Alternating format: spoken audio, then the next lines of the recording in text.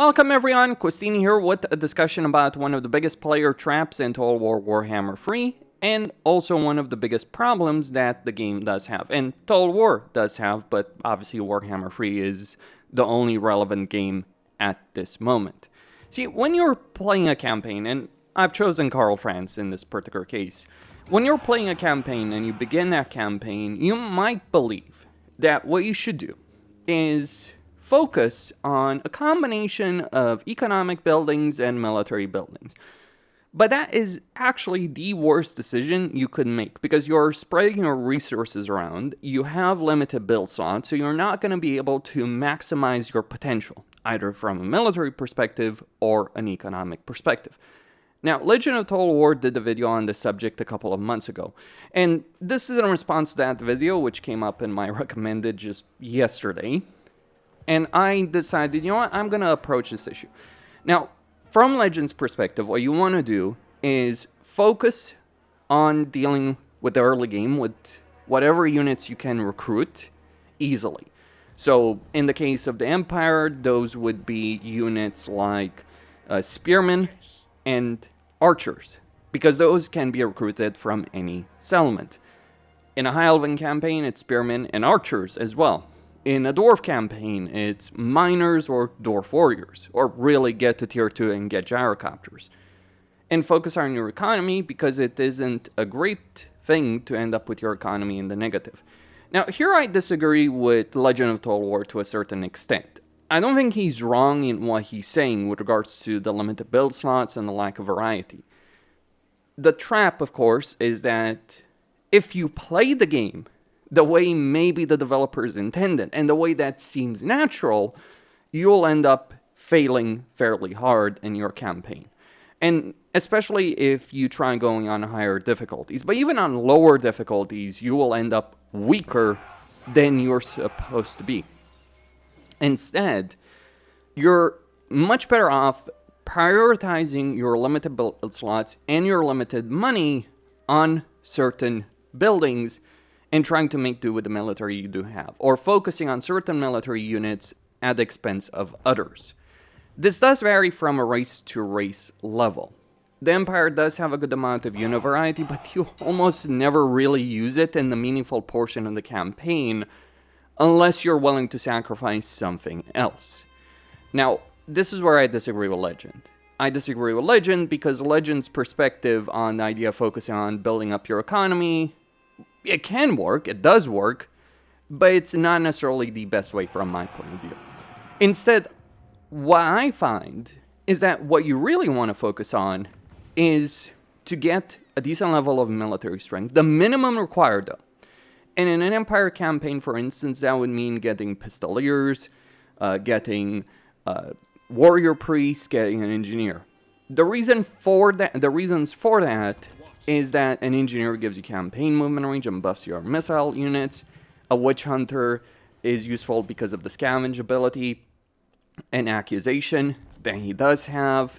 And a warrior priest gives you replenishment. Also, magic may come into play depending on the race and legendary lore that you're playing as. But instead of focusing on your economic buildings, you're much better off focusing on your growth buildings. So this is how I've managed to get Altdorf over here to tier 4 by turn 20. And soon enough, it will actually start going into tier 5. Now, to be sure, this is exclusive in a lot of ways to what Karl Franz can do. Because Karl Franz can open the gates and grant that population's surplus point to settlement. So once I have that population surplus point and I'm getting to tier 5, I will not need to worry about these growth buildings. And that's one of the things to mention. Like, getting growth very early on and sacrificing your economy and even unit recruitment is worth it, because you can get to higher tiers where that's less relevant, or you can completely dispose of those growth buildings and then focus on your economy.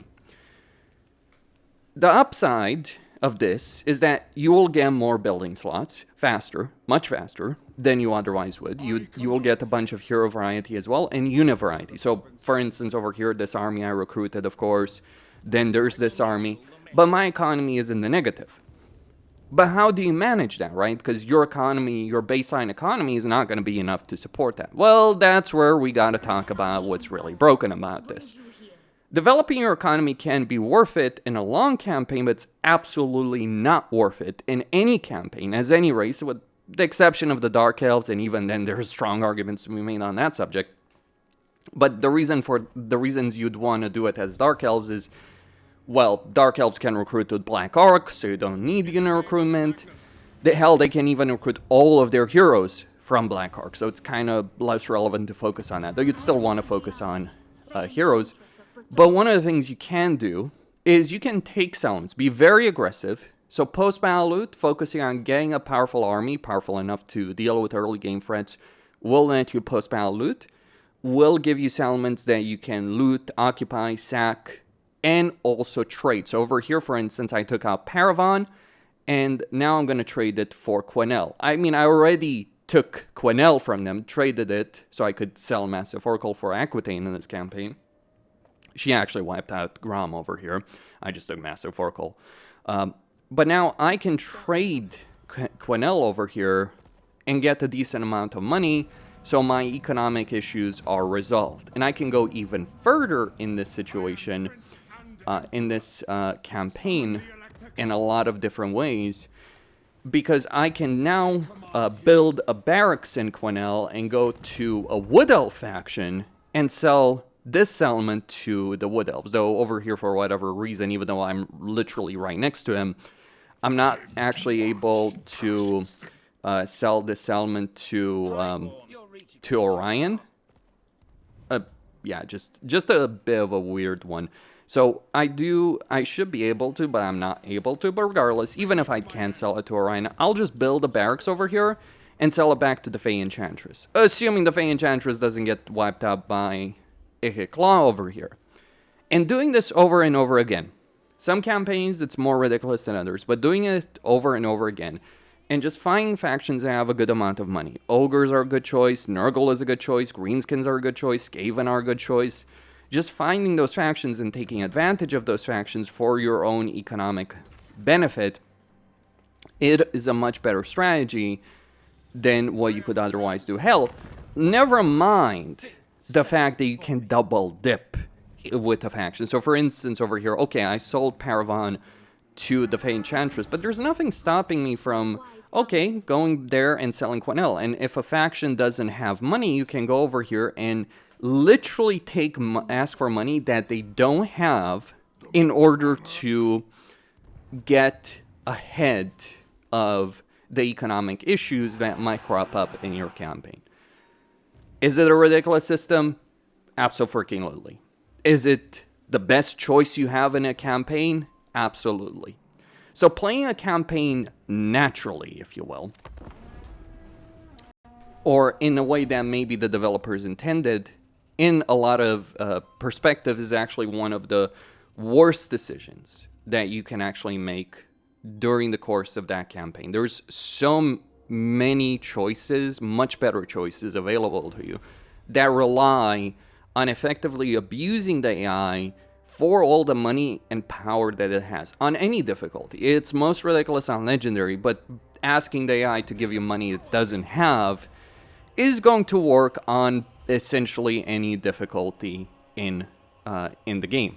That isn't really going to be too much of a problem. Hell, we can go even further over here, and one of the things I can do right now in this campaign as an example is I can go right here and unify with Averheim, get a bunch of territory as a concession. I get, a bunch of useless stuff as well in the process, sure, but I can sell more time to Draika and maybe get her involved in a war with Sylvania. Or I can't in this case because there is nothing over there, but I can just build a barracks or whatever and make that happen. I can also do a bunch of other ridiculous crap. Like, one of the things I can actually do very, very easily over here is I can go to Scrag. Like, as I said, ogres are the race where this works ridiculously freaking well. And just sell territory that I don't really need. Sure, long term, I will eventually want this stuff back, but there's ways of getting that back. And that's not really as much of a problem. But I can take I can take the territory that, again, I no longer have a need for. Hail to your emperor, manlings. Sell, say, you know, Averheim to dwarves, get them involved in a war with Sylvania, get a military alliance, you know, get money that, again, they do not freaking have. Hell, we can even ask for the moot in exchange for that. And that works. That works stupidly well. Too well. And hell, we can even give this to Scrag and just like, this is where you can consider this a cheese, but, you know, I can just sell the mood to him. He's now war with Vlad. I don't have to deal with Vlad. I don't have to worry about any of this because I have plenty of options, alternatives right here in this in this specific campaign. So I can just move this army in ambush stance. I got a good amount of money. I can go take the Brass Keep, get even more money. It just creates this kind of dynamic in a campaign where just doing this over and over and over and over again is really the best way to play a campaign on a fairly fundamental level. Like, there's nothing that's going to compare to the sheer level of bullshittery that you can get away with if you're doing something like this. No, nothing comes even close. Simple as that. Like, nothing is even remotely comparable. And why would I spend my time, you know, building up an economy, taking the campaign very slowly when, you know, there's plenty of other opportunities available in a campaign. Weirdly enough, Baragvar is actually still alive. Wow, okay. And another thing that can keep you going in the early game, especially when you start your campaign, there's always going to be factions at war with one another that you have vision with. Depends on the campaign you're playing, but there's no reason to not take advantage of that kind of dynamic early on in a campaign to end up with a good amount of power influence. By the way, in this case, it's actually kind of bad what I'm doing because what I really should have been doing is, like, you know, gotten this elector count seat, you know, put the items on one, given someone that title, and then sold that settlement. Just a point. This is not an indication of how you should play Karl Franz, by the way. Far from it, but you get the notion of what I'm trying to sell over here. It's something that does work. It's something that is very damn effective in a lot of freaking campaigns, and something that will get the job done.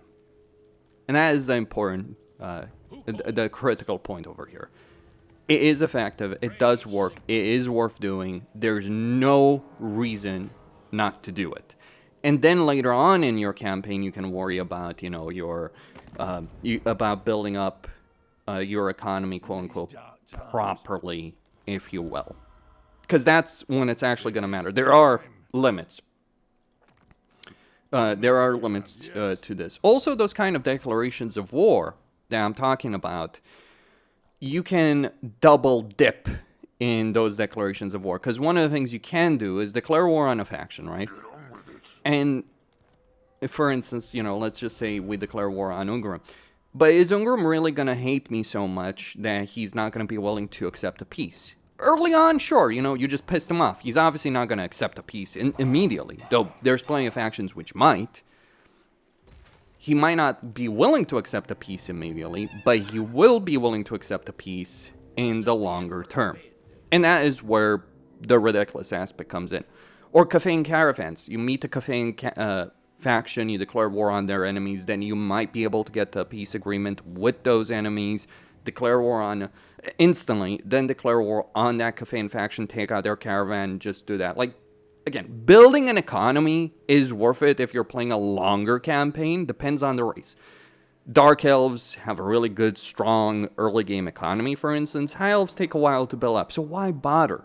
Why bother building an economy if you know it's going to take quite a few turns to get that money back? Like, just to give you an example, you have 3 turns over here with the Tailors Guild to even build it, right, at tier 3.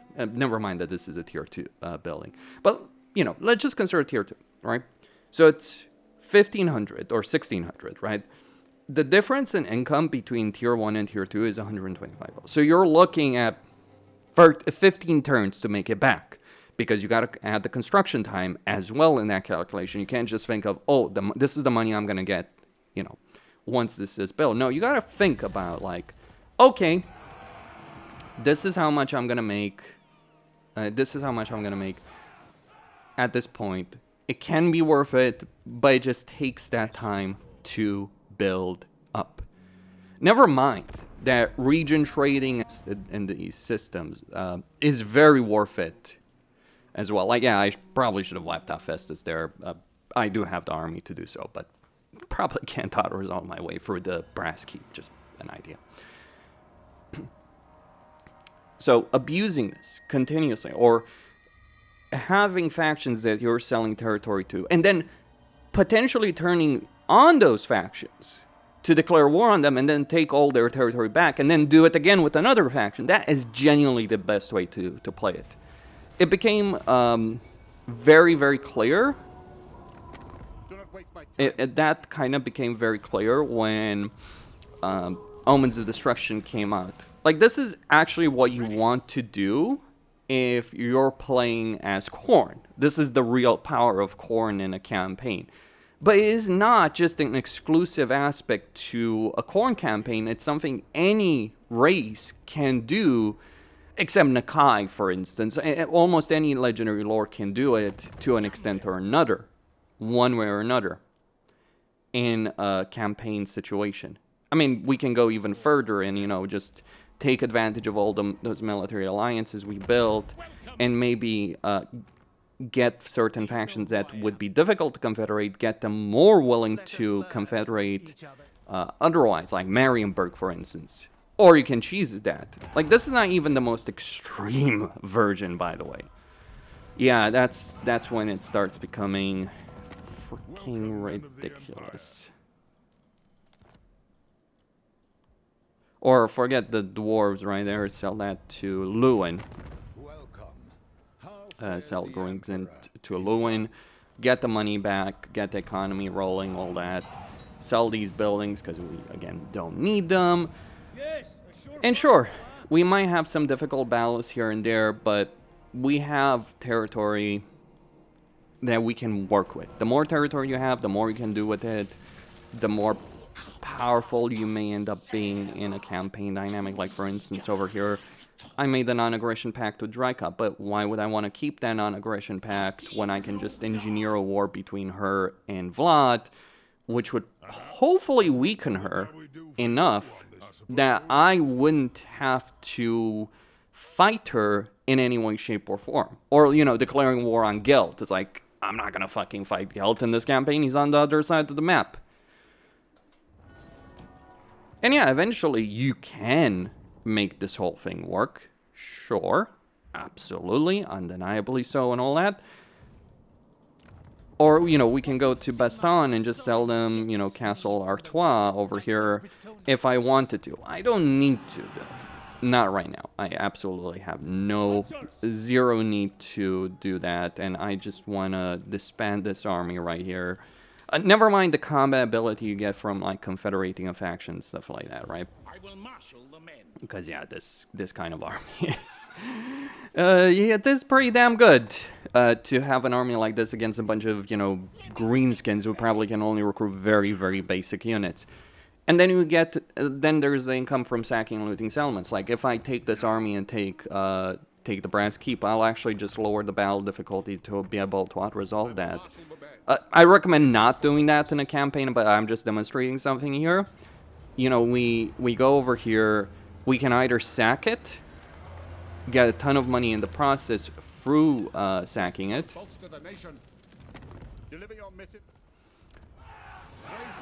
and then go again and attack it again, and it's like, voila, financial problems resolved. More money, more power, more growth, you name it.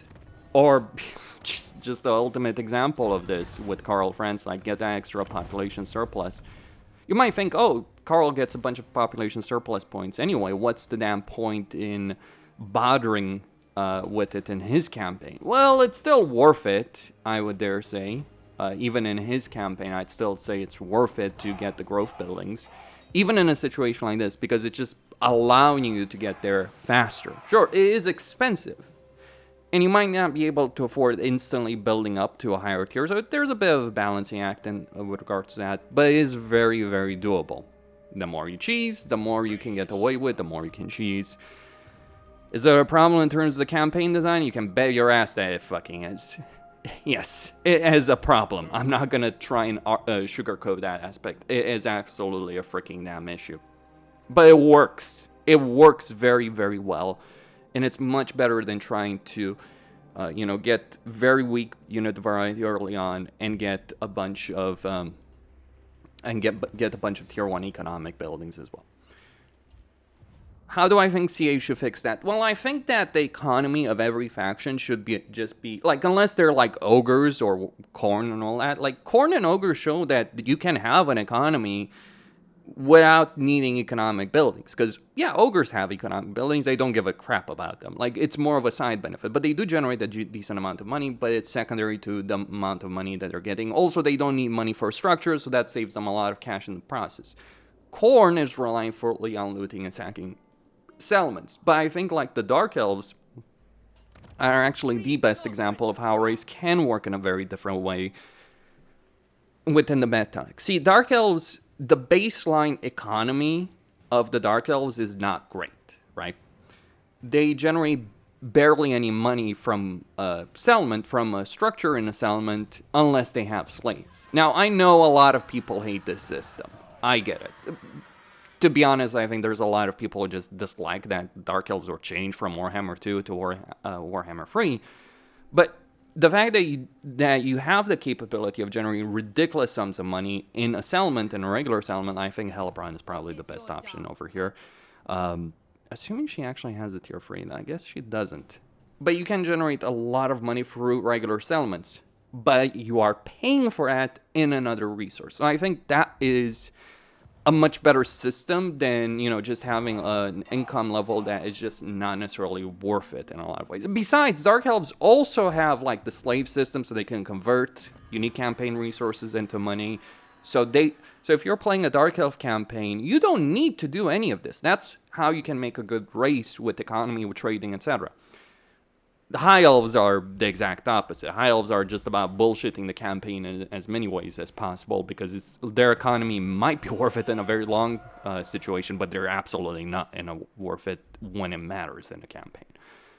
That's all I had to say. Christine signing out. Don't forget to subscribe, like, and enable notifications. Stay tuned for more.